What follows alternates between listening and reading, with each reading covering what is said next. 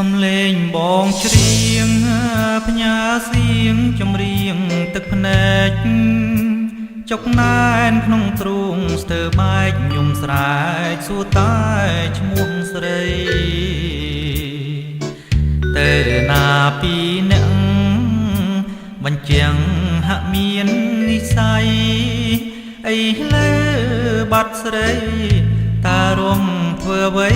តាអាចថ្ងៃ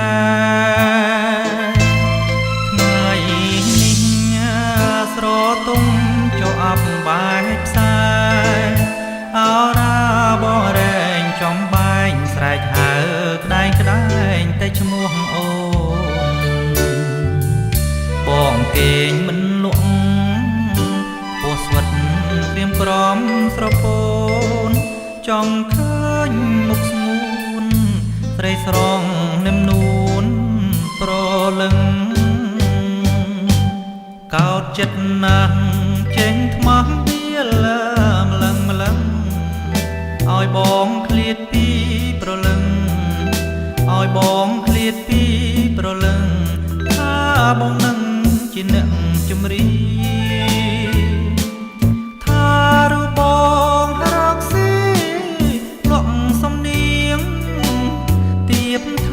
យ៉ាងណាការងារអ្វីដែលនៅក្នុងលោក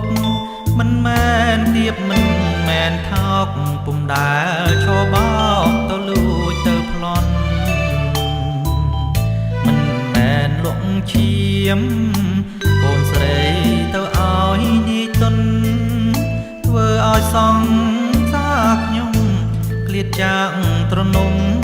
ខ្លោចផ្សា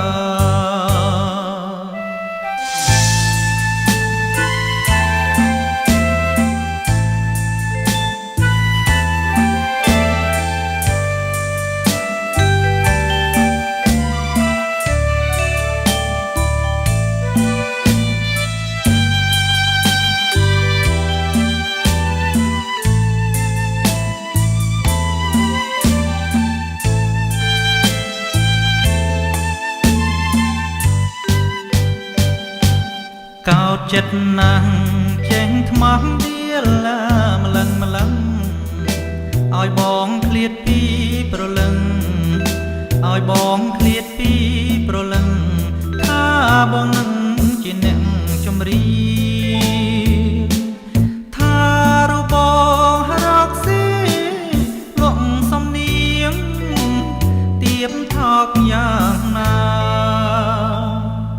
ការងារអ្វីដែលនៅក្នុងលោកមិនមែនទៀបមិនមែនថោកពុំដែលឈរបោកទៅលួចទៅប្លន់មិនមែនលក់ឈាមកូនស្រីទៅឲ្យនាយទុនធ្វើឲ្យសង្សារខ្ញុំឃ្លាតจากត្រនំខ្លោចផ្សា